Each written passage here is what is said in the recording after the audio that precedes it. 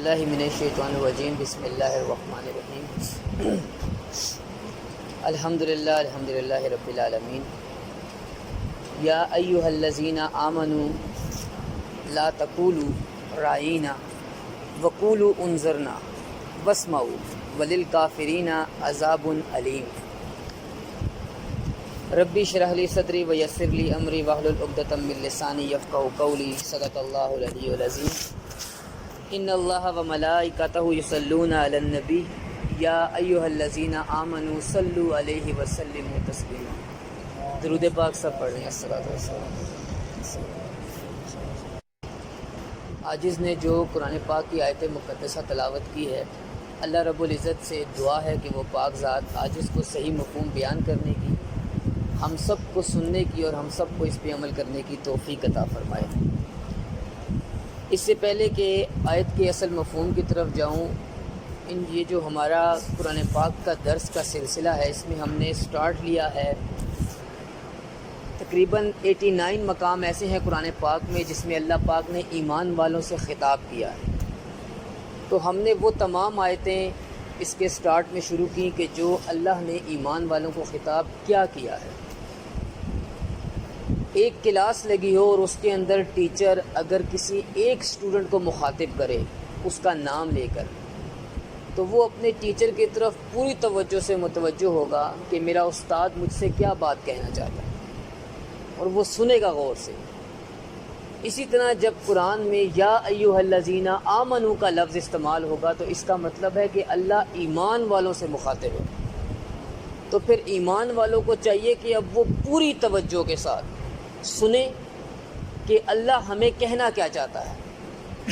حضرت عبداللہ ابن مسعود رضی اللہ تعالیٰ عنہ آپ فرماتے ہیں کہ جب تمہارے کان یہ سنیں یا ایھا الذین آمنوا، تو پھر اپنی پوری توجہ لگاؤ قرآن کی طرف، سنو تمہارا رب تمہیں کیا کہنا چاہتا ہے۔ یا وہ تمہیں بھلائی کا حکم دینا چاہتا ہے کہ تم بھلائی کرو، یا وہ تمہیں کسی برائی سے روکنا چاہتا ہے کہ تم اس برائی سے رک جاؤ، یا وہ تمہیں کسی چیز کا ڈر بتانا چاہتا ہے کہ یہ تمہارے لیے بہتر نہیں، تم اس سے ڈر جاؤ، یا پھر تمہارے لیے کوئی خوشخبری ہے۔ معلوم چلا کہ جب یا ایھا الذین آمنوا کا خطاب ہوگا تو ایمان والوں کو چاہیے اب وہ پوری توجہ کے ساتھ کان لگا کے سنیں کہ ہمارا رب ہم سے کیا کہنا چاہتا ہے۔ یا ایھا الذین آمنوا کی سیریز کے اندر جو ہماری پہلی آیت جو میں نے آپ کے سامنے تلاوت کی ہے، سورہ بقرہ کی 104 نمبر آیت ہے، اور اس میں اللہ نے اپنے نبی علیہ الصلوۃ والسلام کا ادب اور تعظیم اور توقیر سکھائی ہے۔ کیونکہ نبی علیہ الصلوۃ والسلام وجہ کائنات ہیں، اگر انسان کی زندگی سے یہ وجہ کائنات نکل جائے تو اس کا جسم ایسا ہی ہے جیسے مردہ ہو گیا۔ اور آج ہم جتنے بھی مسائل میں گھمے ہوئے ہیں، پھنسے ہوئے ہیں، ہم نے اپنی زندگیوں سے وجہ کائنات کو نکال دیا، اس لیے ہم مسائل میں ہیں۔ آج بھی ہم اگر نبی علیہ الصلوۃ والسلام کی سنتوں کی طرف، آپ کی تعلیمات کی طرف رجوع کریں، آپ کی محبت اپنے سینوں میں بھر لیں، تو اللہ کی ذات سے پوری امید ہے کہ سارے مسائل حل ہو جائیں گے۔ تو سورہ بقرہ کے اندر اللہ رب العزت نے ارشاد فرمایا کہ اے ایمان والو، نبی علیہ السلام کو اپنی طرف متوجہ کرنے کے لیے رائینا نہ کہا کرو، بلکہ انظرنا کہا کرو اور غور سے سنا کرو، البتہ کافروں کے لیے دردناک عذاب ہے۔ اس آیت مقدسہ کا شان نزول یہ ہے کہ کچھ یہودی منافق جو بظاہر مسلمان بن کر نبی علیہ الصلوۃ والسلام کی صحبت میں آ کے بیٹھا کرتے تھے، تو عرب میں یہ معمول ہوتا تھا اگر کوئی بات سمجھ میں نہیں آتی تھی تو متوجہ کرنے کے لیے رائنا کا لفظ استعمال کرتے تھے۔ اس کا معنی تھا کہ ہماری طرف متوجہ ہوں، یا ہمیں بات سمجھ نہیں آئی ہم پہ شفقت فرمائیں، دوبارہ بات ارشاد فرما دیں۔ لیکن جو یہودی منافق تھے وہ اس لفظ کو توڑ مڑوڑ کر جو ہے وہ بیان کرتے تھے۔ رائنا کا مطلب تھا متوجہ فرمائیں، اور رائینا اس کا مطلب تھا اے چرواہے، یا وہ استعمال کرتے تھے رائینو، جس کا معنی تھا عبرانی زبان کے اندر شریر کے. تو وہ نبی علیہ الصلوۃ والسلام کو تنگ کرنے کا، گستاخی کا، بے ادبی کا کوئی موقع بھی ہاتھ سے جانے نہیں دیتے تھے. تو اس لیے وہ پھر بار بار اس لفظ کی تکرار کرتے تھے. تو اللہ تعالیٰ نے پھر یہ آیت مقدسہ نازل فرمائی اور فرمایا کہ جب تم نبی علیہ الصلوۃ والسلام کو مخاطب کرو تو رعینہ کا لفظ استعمال نہ کرو بلکہ انظرنا کا لفظ استعمال کرو. اس کا مطلب بھی یہی ہے کہ یا رسول اللہ ہماری طرف متوجہ ہوں، ہم پہ شفقت فرمائیں، دوبارہ توجہ فرمائیں کہ ہمیں اگر کوئی لفظ سمجھ نہیں آیا تو آپ انظرنا کا لفظ استعمال کریں. لیکن ساتھ ہی ایمان والوں کو اللہ نے فرمایا کہ غور سے سنا کرو، کہ اللہ کو اپنے نبی علیہ الصلوۃ والسلام کی شان میں اتنی بے ادبی بھی قبول نہیں ہے کہ تم میرے محبوب کو ایک بات وہ تمہیں نصیحت کر دیں اور تم دوبارہ انہیں کہو کہ یا رسول اللہ متوجہ فرمائیں. تو اپنے کانوں کو غور سے نبی علیہ الصلوۃ والسلام کی طرف متوجہ کیا کرو کہ جب وہ تمہیں قرآن و حدیث کا درس دیں، اللہ کی بات بتائیں تو اتنے غور سے سنو کہ تمہیں دوبارہ کہنے کی بھی مہلت نہ ملے. اور پھر آگے فرمایا وَلِلْكَافِرِينَ عَذَابٌ عَلِيمٌ، کہ جو کافر ہیں ان کے لیے دردناک عذاب ہے. یہ آیت مقدسہ ان یہودیوں کے لیے پھر نازل کی گئی تھی جو منافق تھے اور نبی علیہ الصلوۃ والسلام کو کی بے ادبی کرتے تھے اور گستاخی کیا کرتے تھے. اسی طرح پھر جون سا ہے وہ سورہ الفتح کے اندر اللہ نے ارشاد فرمایا کہ اے لوگو تم اللہ اور اس کے رسول علیہ الصلوۃ والسلام پر ایمان لاؤ اور اللہ کے نبی علیہ الصلوۃ والسلام کی تعظیم اور توقیر کرو اور صبح شام اللہ کی پاکی یعنی عبادت کیا کرو. معلوم کیا چلا کہ اللہ تعالیٰ نے اس آیت مقدسہ کے اندر 3 چیزیں بیان کی ہیں. پہلی چیز کہ اللہ اور اس کے نبی علیہ السلام کی اطاعت فرمائی، اور دوسرا فرمایا کہ میرے محبوب علیہ الصلوۃ والسلام کا ادب کرو، تعظیم کرو، اور پھر بیان فرمایا کہ اب میری عبادت کرو. تو شارحین فرماتے ہیں کہ اللہ نے اپنی عبادت کا حکم اپنے محبوب علیہ الصلوۃ والسلام کے ادب کے بعد دیا ہے. اور اس کی وجہ یہ ہے کہ اگر کوئی شخص بڑی نمازیں پڑھے، ذکر کرے، عبادات کرے، تہجد گزار ہے، لیکن اگر اس کے دل کے اندر اللہ کے نبی علیہ الصلوۃ والسلام کا ادب، تعظیم، توقیر نہیں ہے، وہ گفتگو کے اندر اس بات کا خیال نہیں رکھتا، تو اللہ کے ہاں اس کی عبادت قبول نہیں. تو کیا چیز پتہ چلی کہ جو لوگ بہت عبادت کریں لیکن اللہ کے نبی علیہ السلام کی عبادت کا ادب اور توقیر نہیں کرتے تو اللہ کے ہاں ان کی عبادت جو ہے وہ قبول نہیں ہے. حضرت امام مالک رحمۃ اللہ علیہ کا دور مبارک تھا، اور ان کے دور میں جو امیر المومنین تھے وہ حضرت ابو جعفر تھے. تو مسجد نبوی کے اندر آپ دونوں حضرات تشریف فرما ہیں، اور امام مالک رحمۃ اللہ علیہ سے جو ہے وہ جو ابو جعفر تھے ان کا کسی بات پہ اختلاف ہو گیا، اور اختلاف ہونے کی وجہ سے آپ کی آواز جو تھی وہ بلند ہو گئی مسجد نبوی میں. تو پھر حضرت امام مالک رحمۃ اللہ علیہ جو ان سے ہیں انہوں نے پھر ابو جعفر سے فرمایا کہ اللہ تعالیٰ نے اپنے نبی علیہ الصلوۃ والسلام کا ادب سکھایا ہے کہ اے ایمان والو اپنی آوازوں کو اونچی نہ کرو نبی علیہ الصلوۃ والسلام کی آواز سے، اور ان کے نزدیک چلا کر بات نہ کرو. جب یہ بات حضرت امام مالک رحمۃ اللہ علیہ نے حضرت ابو جعفر کو بیان فرمائی تو آپ ساروں قطار جو ہے نا وہ رونے لگ گئے. اور پھر امام مالک رحمۃ اللہ علیہ نے فرمایا کہ نبی علیہ الصلوۃ والسلام کا جو ادب ہے وہ آپ کے وصال کے بعد بھی ایسا ہی ہے جیسے آپ کی حیات میں تھا، کہ آج بھی آپ علیہ الصلوۃ والسلام کی تعظیم، توقیر اور ادب ایسا ہو کہ جس طرح نبی علیہ الصلوۃ والسلام کے دور میں صحابہ کرام کیا کرتے تھے. اور آپ تاریخ اٹھا کے پڑھ لیں، صحابہ کرام کی حیات اٹھا کے پڑھ لیں کہ جس طرح نبی علیہ الصلوۃ والسلام کا ادب صحابہ کرام نے کیا ہے، تاریخ میں اس کی مثال نہیں ملتی. صلح حدیبیہ کا واقعہ ہمارے سامنے ہے، جب کفار کی طرف سے ایک شخص آیا نبی علیہ الصلوۃ والسلام کے پاس اور صلح حدیبیہ جو اپنی ڈیمانڈ تھی وہ پیش کرنے کے لیے، تو جب وہ ڈیمانڈز وغیرہ پیش کر کے اور صلح حدیبیہ کا معاملہ طے پا گیا اور وہ جب اپنی قوم کی طرف گیا تو اس نے جا کے کہا کہ خدا کی قسم میں بڑے بڑے بادشاہوں کے پاس گیا ہوں لیکن میں نے ایسی تعظیم اور توقیر نہیں دیکھی جو میں نے صحابہ کرام کی دیکھی ہے نبی علیہ السلام کے سامنے، کہ آپ دھوپ مبارک جو تھا، جو لعاب تھا، وہ بھی زمین پہ نہیں گرنے دیتے تھے، اپنے ہاتھوں میں اٹھا لیا کرتے تھے، یہاں تک کہ ناک سے جو ہم چھینک مارتے ہیں، ری خارج ہوتی ہے ناک سے، وہ بھی زمین پہ گرنے نہیں دیا کرتے تھے، وہ بھی صحابہ کرام اپنے ہاتھوں میں لے لیا کرتے تھے اور اپنے جسموں پہ مل لیا کرتے تھے، اور ایک جس کے ہاتھ میں نہیں آتی تھی وہ دوسرے صحابی کے جسم کے ساتھ اپنا جسم مس کر لیا کرتا تھا۔ اسی طرح جب اللہ کے نبی علیہ السلام وضو فرمایا کرتے تو صحابہ کرام وضو کا پانی جو تھا وہ زمین پہ نہیں گرنے دیا کرتے۔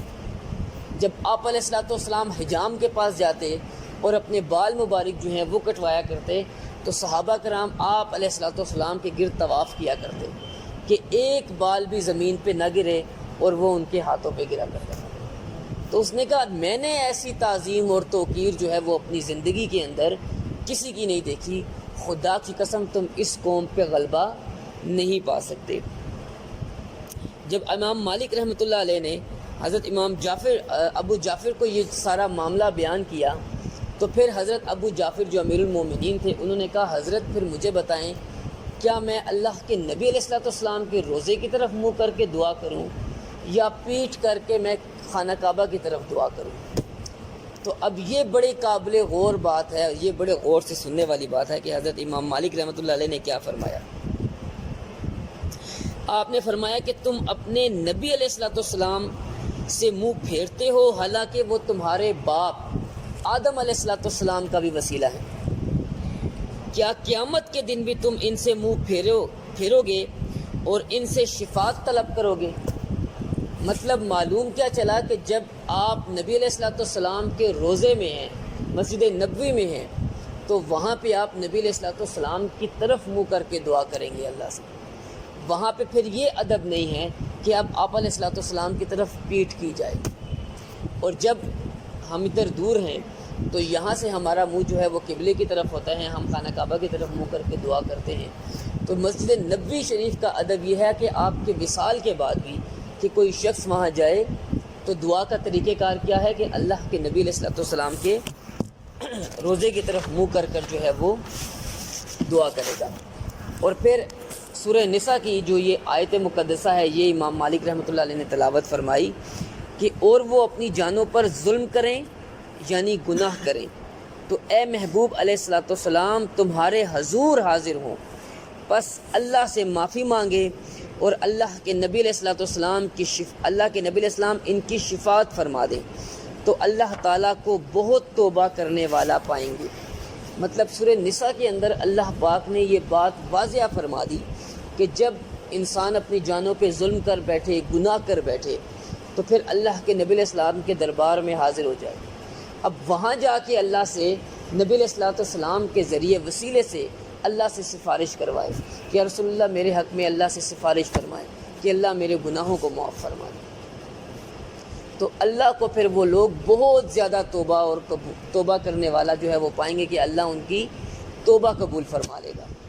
حضرت امام مالک رحمۃ اللہ علیہ جب آپ کے پاس جو ادب تھا نبی علیہ السلام کا، وہ کیسے کیا کرتے تھے کہ جب لوگ آپ کے پاس کوئی مسئلہ پوچھنے آتے تھے، آپ کے گھر پہ دستک دیتے تھے، تو آپ جو ہیں اپنے خادم کو بھیج دیا کرتے اور پوچھتے کہ مسئلہ پوچھنے آئے ہو یا اللہ کے نبی علیہ السلام کی حدیث پاک پوچھنے آئے ہو۔ تو اگر کوئی مسئلہ پوچھنے آتا تو جیسے ہوتے اسی طرح باہر آ جاتے اور مسئلہ بیان کر دیتے، لیکن اگر کوئی شخص کہتا کہ جی میں اللہ کے نبی علیہ السلام کی حدیث پاک سننے آیا ہوں، تو پھر آپ کہتے انتظار فرماؤ، پہلے غسل فرماتے، صاف کپڑے پہنتے، خوشبو لگاتے، سر پہ امامہ باندھتے، پھر ایک الگ سی کرسی رکھی ہوتی تھی اس پہ بیٹھتے، پھر اس شخص کو بلاتے اور پھر اللہ کے نبی علیہ السلام کی حدیث پاک بیان کرتے۔ یہ ادب تھا۔ حضرت امام احمد بن حنبل 40 سال آپ نے مسجد نبوی میں جو ہے وہ درس حدیث دیا، اور عالم یہ تھا ادب کا کہ 40 سال کسی نے ورق پلٹنے کی آواز بھی نہیں سنی۔ یہ مسجد نبوی علیہ شریف کا جو ادب جو تابعین تھے، اولیاء کرام تھے، اس طریقے سے کرتے تھے اس لیے فرمایا نا کہ لے سانس بھی آہستہ کہ دربار نبوی ہے، کہ یہاں پہ سانس بھی جون سا ہے وہ اولیاء کرام جو تھے، صالحین تھے، وہ پھونک پھونک کے لیا کرتے تھے کہ کہیں ہمارا سانس بھی اونچا نہ ہو جائے۔ تاریخ کے اندر مسجد نبوی شریف کا جو بنانا ہے، جس طرح مسجد نبوی شریف بنی ہے، تاریخ میں دنیا میں آج تک اس طرح کوئی مسجد نہیں بن سکی۔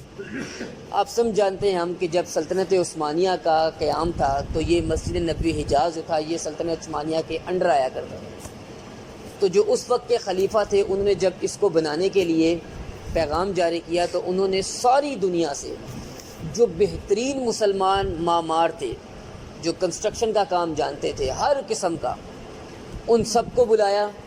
مسجد نبوی مدینہ شریف کے باہر ایک بستی بنائی، ان سب کو کہا کہ جو تمہارے بچے ہیں ان کو اپنا ہنر سکھاؤ، اور جن کے پاس بچے نہیں ہیں وہ اڈاپٹ کر لیں، پھر ان کو حافظ قرآن بناؤ۔ تو ان کو حافظ قرآن بنایا گیا، ان کو وہ ساری جو سکلز تھیں وہ سکھائی گئیں۔ اس کے اندر تقریباً 15 سے 17 سال کا عرصہ لگا۔ جب 15 سے 17 سال کا عرصہ گزر گیا وہ بچے نوجوان ہو گئے اور حافظ قرآن ہو گئے۔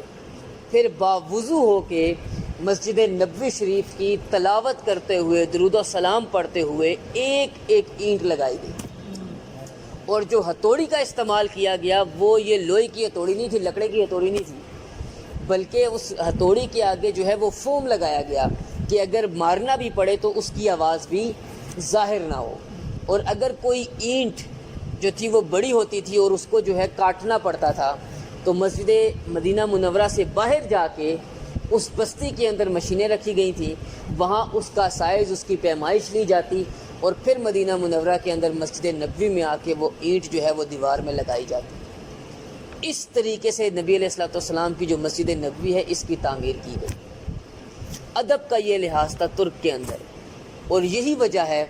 کہ اہل اللہ فرماتے ہیں کہ آج یہ مسجد نبوی جو ہے جو اس وقت آل سعود کے انڈر ہے، انہی کے ادب کی وجہ سے، جو ترکوں نے ادب کیا تھا اس کی وجہ سے یہ واپس ان کی طرف آئے گا۔ اور ترکوں کے جو اہل عرب ہیں ان کے لیے اللہ کے نبی علیہ السلام کی واضح حدیث ہے ویل للعرب،